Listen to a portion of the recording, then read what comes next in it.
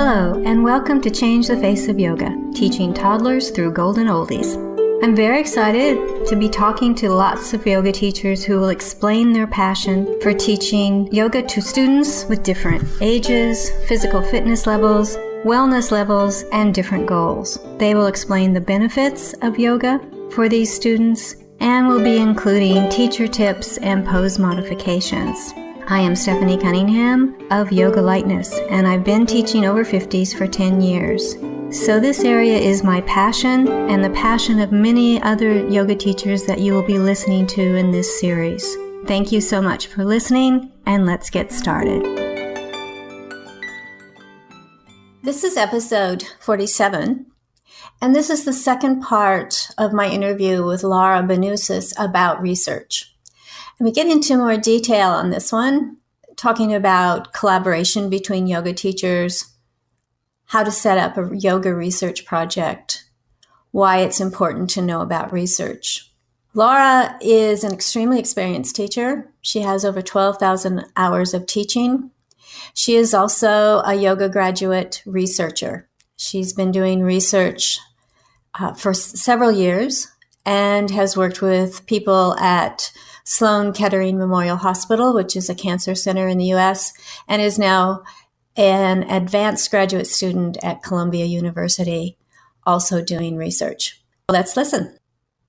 To bring it down to the practical, you said that you have developed yoga research protocols for breast, ovarian, and pulmonary departments. I believe it was at Memorial Sloan Kettering, is that correct? Yes, Memorial Sloan Kettering was where I was officially introduced to research. Although, when I was in college, I did a summer at Duke University, and I was a subject in a couple research studies as a college student. So and it's actually funny because that experience, as minor as it seemed at the time, is now to this day very informative to know what it's like to be a subject in research. I was in two different studies. One was looking, or three, I think. One was looking at the effects of a protocol for improving balance, single limb balance. And then another one was looking at visualization and memorization of movement patterns, because I was a dancer and they were researching dancers. And then another one was just looking at looking at muscle testing or something like that, muscle imbalances of modern dancers. So I remember being in those, and then I actually withdrew from the balance study because I got bored. I felt like it's a waste of my time. And I look back and I'm like, I was such a bad research subject, because that's the last thing you want. You don't want anyone to drop out of your study. And I think I was embarrassed to say I was bored. So I probably gave some silly answer or something, like I had something else that came up, but because that all goes into the report. And that's something that we all have to look at, is why was there a lack of adherence to the protocol? Why, especially for like a yoga protocol, we have a lot of dropout usually. And we really want to look at adherence as an issue, because we have dropout in our classes. There's restrictions to the kinds of incentives we can usually give. Like, I think it's like you can't give money, but you can give, there's some that are fun, that like as a research graduate student, but putting their name into a lottery to win miles on an airline that they could use for a ticket. Like, that's something that a graduate student can afford, because they usually have some miles that they can give. You have to get creative in terms of your budget, or like buying Metro cards or Starbucks coffee gift cards, those types of things. And then you do have to think about like what your population would value, and it often can affect your recruitment for the study. So I had this one study I was working on with a Ph.D. student. We were looking at physical activity behaviors in toddlers, and we were able to recruit more lower socioeconomic status subjects because of our incentives, because of those types of gift cards were appealing. But we had a harder time with recruiting our higher socioeconomic status. And we really needed that data because we didn't want to just look at socioeconomic status behavior. We wanted to be able to compare at least instead of it just being, one dimensional. Because you do want to have enough variety in your studies so that you can say that this can be applied to the population, not just your sample bias, your selection bias. Kind of take us through how you developed one or all three, if you want to, of these protocols. What were you looking at and what were you thinking of? So that we'll know when we look at a research project, why they may have chosen some of the ways that they did to do it. It's a lot of cooks in the kitchen.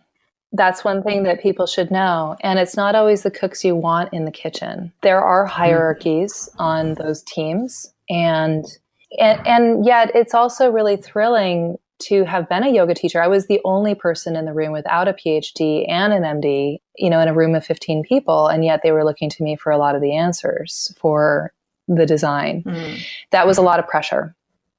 Were you the only yoga teacher? No, I wasn't. But I was the primary author, and then I did invite. Well, we had a couple other peripheral yoga teachers that we did involve in the design of it, and so it's never. That's the cool thing about research, actually, and yet it's also one of its challenges is that it's collaborative, and it's that there is this team element to it. Because you're often even cross-collaborating with people across different institutions as well, and getting their perspectives so that it's and the collaborative process is, I think, similar to a lot of other types of collaborative processes. Is that once you have a good synergy with a couple people and you guys really fill in each other's gaps in terms of thinking styles, that you do want to collaborate and do more work together, especially if you find that you're answering productive questions. So in the design of the protocol, I felt privileged in that I had I've been already teaching, I think at that time, maybe 19 or 18 years.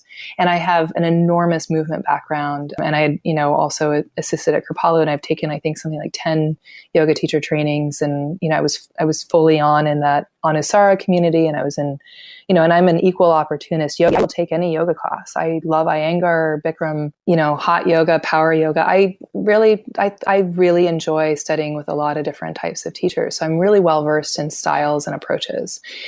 The first thing that I did, though, is I did go in and basically do a lit review of previous protocols that had been done both in yoga research and also in the physical therapy research, and in the rehab medicine, research, which is the physical therapy. And so wanting to make sure that I'm looking at what they were doing and what their rationales were. It's not in some of these older papers, you really can't find the intervention or like the breakdown, which is always really helpful when you see like a table that gives you like, we did this pose for 5 minutes and we did this pose for 10, or we did this position and this is what we did. You can't always find them. So sometimes I'll actually email someone and ask them for it if they're willing to share their manual that they did for that study, or give me some perspective on how they developed it. And also, if they do take your phone call, that you can ask them like, well, what do you wish you had done? Like what would be helpful? Now, in research, there's a lot of favor exchanging too. If you do ask that question, sometimes you actually have to be careful, because sometimes you have to put that person's name on the paper, for example, because then they're helping you develop it. So there's like, there's a little bit of a dance in terms. Some people are generous and will just be like, I want to advance the conversation forward. And other people like might not be as collaborative in that way. And who can blame anyone for saying, well, if you want that, then I need to be able to say that I contributed to this too. So I don't find anything odd about that at all in that request. But just knowing that, I think, is important for people to think about, of all the names that are on those papers. And sometimes names are omitted, especially the yoga teacher. Sometimes you can't even find who taught the yoga intervention. You can only find like the medical providers, even though the yoga teacher like carried out that intervention, or they might have had like multiple yoga teachers carrying it out, where it's like, well, how do we know what we were really measuring here? There's a new instrument that was just published. I think it's actually like pre-publication on the IIYT website that if anyone's a member can look up. And I believe it's called the EpiQ. It's definitely on my Twitter feed. And it's a new kind of way to graph out what are the components that were included in your yoga intervention. And it was I think it's a really great instrument. I have some friends who are also yoga researchers who have like mixed views of it. I'm going to be using it, I think, because I want to be able to have a simplified way of describing what I'm doing. And also it's in a way like a way to select from a menu of different components. And I might even use it for my classroom design, for my group classes that I still teach. How much do I emphasize spirituality in this group, in this environment, and with this population? Or how much am I emphasizing the physical components, the strengthening versus the relaxation? Yeah. When I'm teaching, I teach older people, and that's one thing I'm really always very much doing is strengthening and balance. And it would be good to actually know what I'm doing. I'm going by instinct right now. So yeah. We all do. And that's where something like this, I think, could be really helpful. Or maybe even, I'm just thinking out loud here, but hopefully they hear me, that they should create an app that then we can actually store what we've been doing in our classes. I think that like the case study report, all of these types of research techniques, you really need to be educated on one, how to read them, but also how to use them.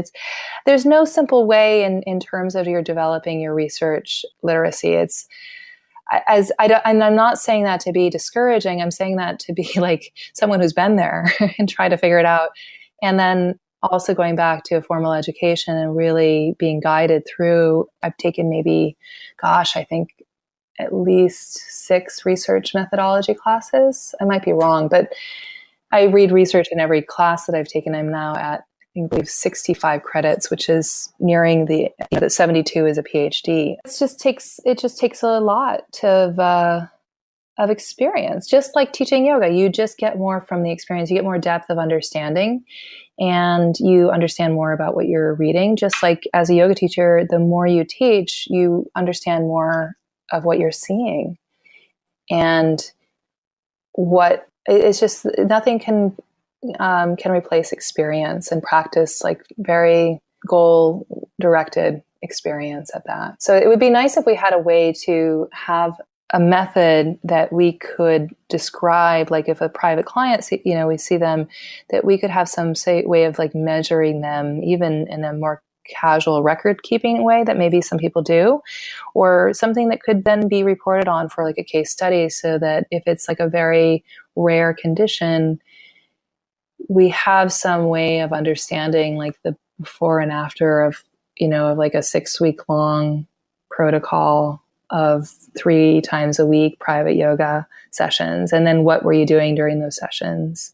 And then how might this be replicated to similar? But I think, that the more people that we have in these conversations of yoga, I love that so many people from the medical community are coming on board.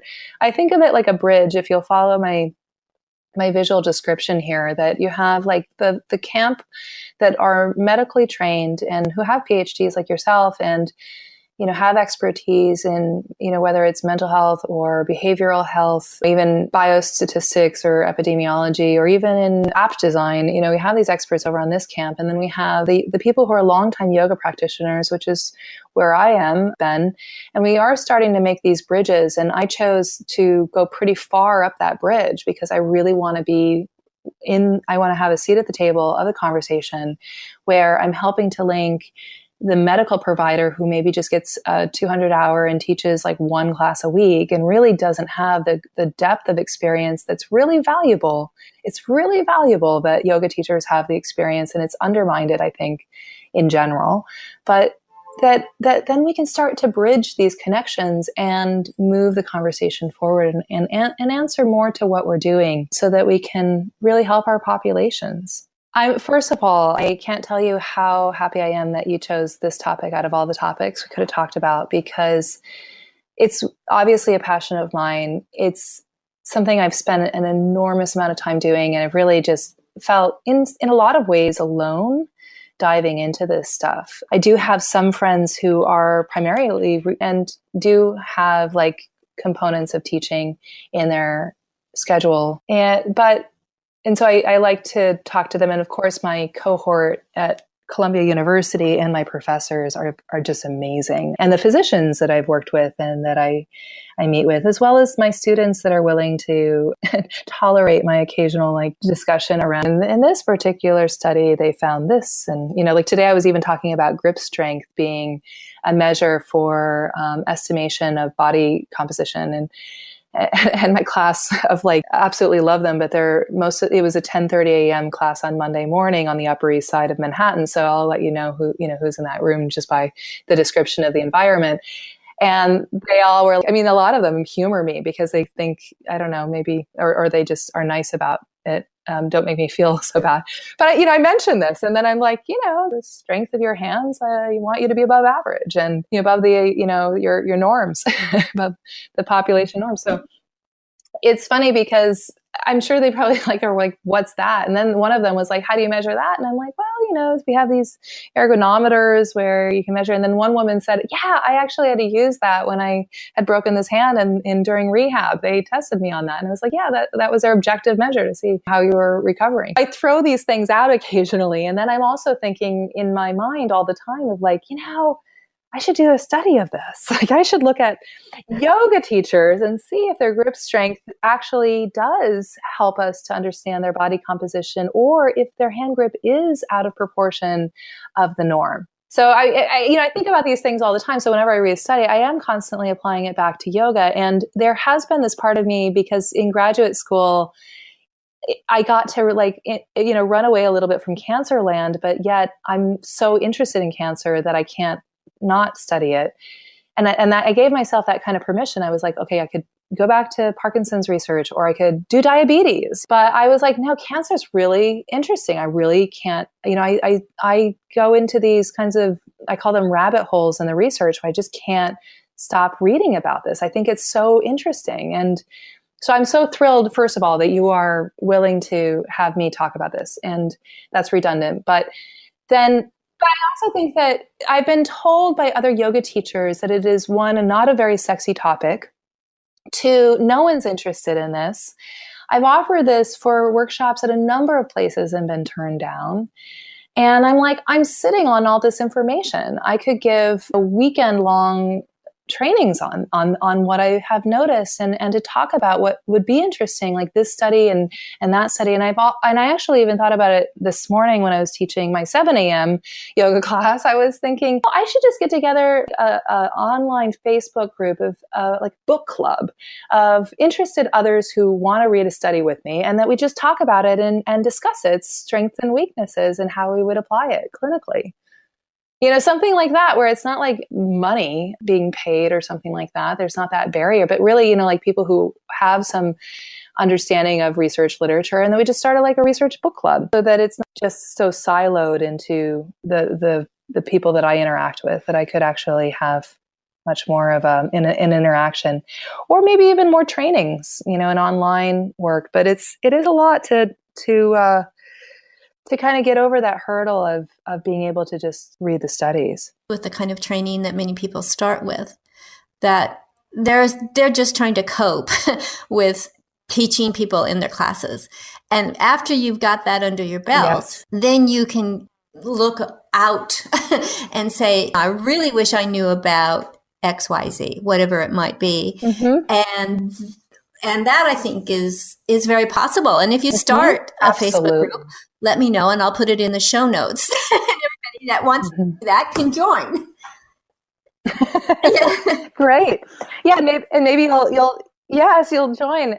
I mean, there's lots of things that I've learned over the years now that I've been really immersed in this research. I mean, one is that I can call out faulty arguments pretty quickly. Make you popular which isn't a good trait. But right, exactly. But I can, and I can also, like, when someone's making, when they have faulty logic to their claim, I can easily spot it. And then when they challenge me, they're like, well, you should really read the studies. And I was like, actually, I can tell you every single study on this topic. I actually can right now, and tell you exactly what what we need to be worried about in terms of like incidence of injury, for example, or, and where our black boxes are and what type of studies have been done. I can also tell you like where our gaps in the research are and where we really, I think, should look at. I mean, one is that we've looked at injury for the students and participants, but we really haven't looked at the injuries of the teachers and the lifestyle that that's occurring because of what we're doing. It's now a profession. We need to see it as such.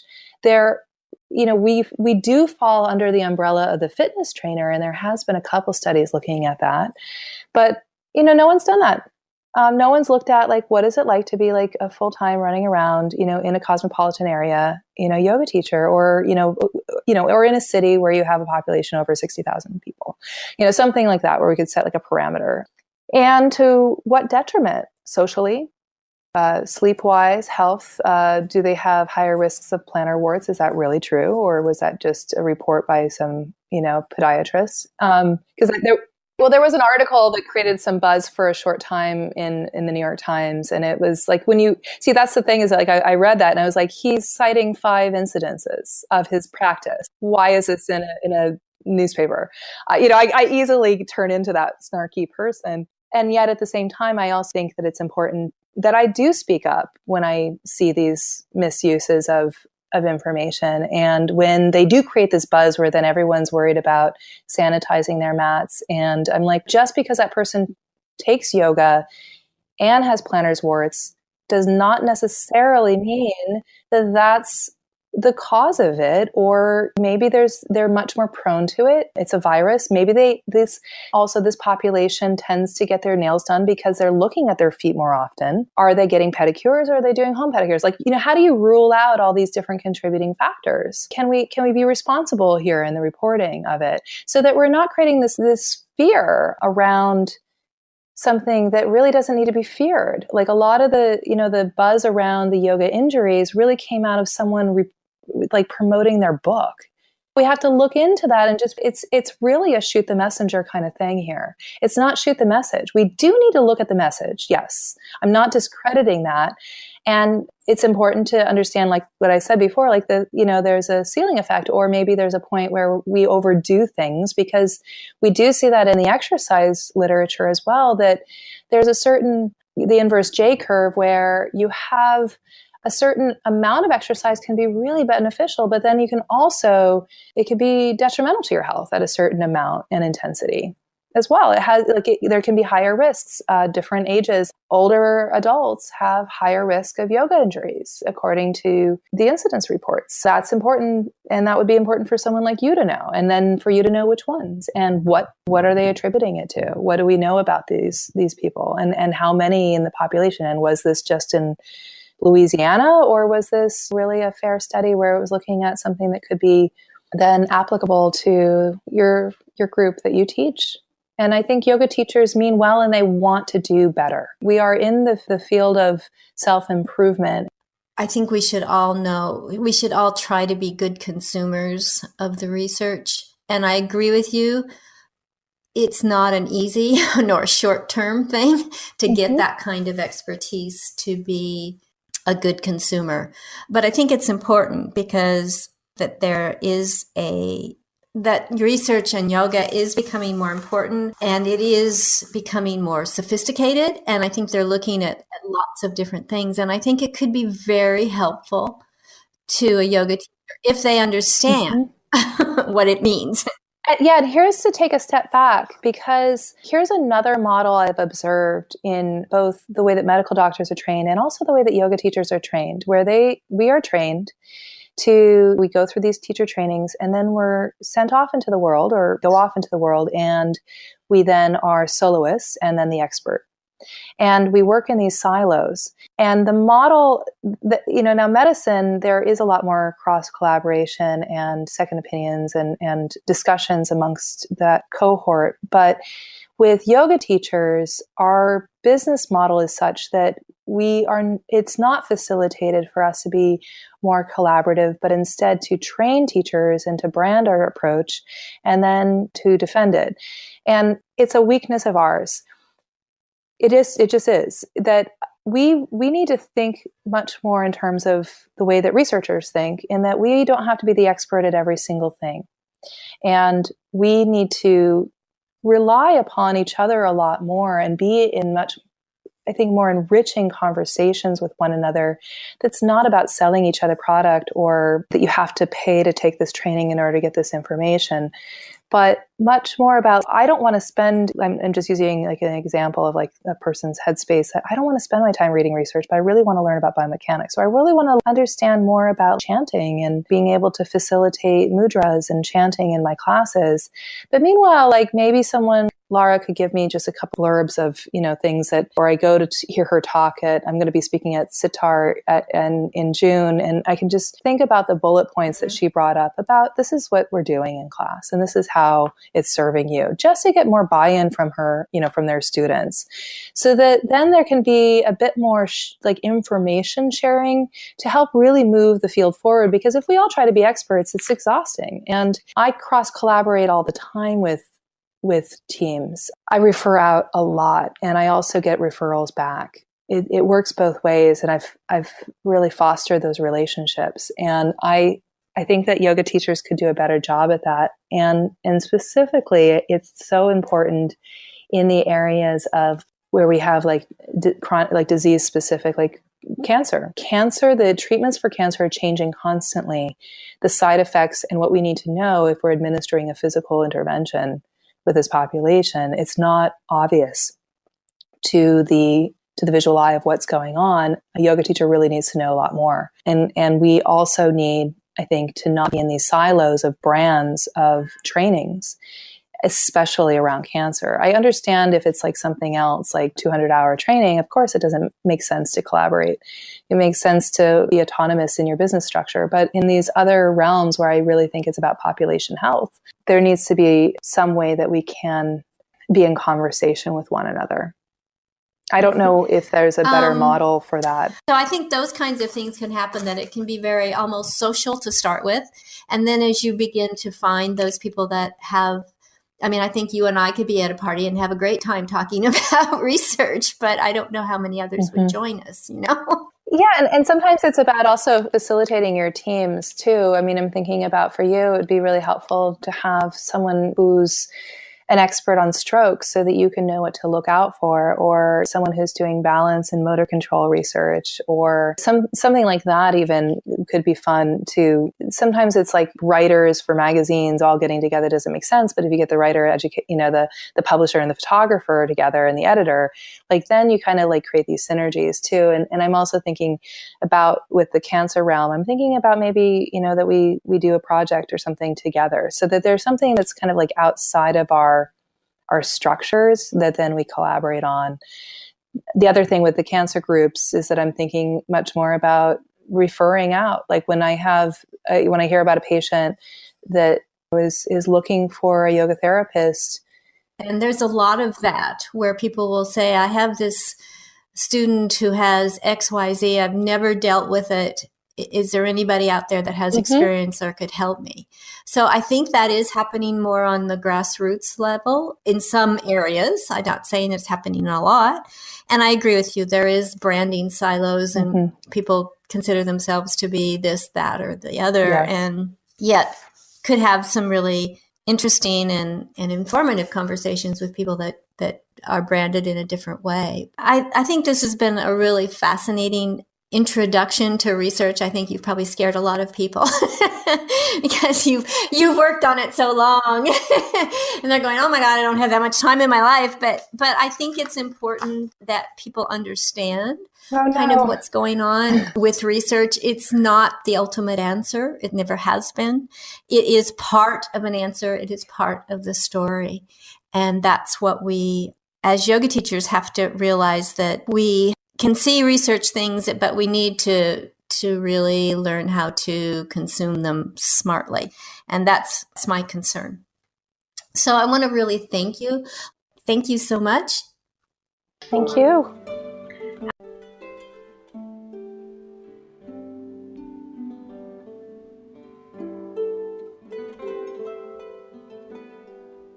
Thank you for that wonderful interview. If you would like to be a guest on Changing the Face of Yoga, please go to my website, www.yogalightness.com.au, and under the Changing the Face of Yoga tab, you can complete Be Our Guest form. After reviewing the form and finding it applicable to this podcast, we will send you a link to schedule an interview. Please download, review, and tell your friends of any podcasts that are of interest to you and to them. If you would like to contact me, send an email to info@yogalightness.com.au. And thank you for listening to Changing the Face of Yoga.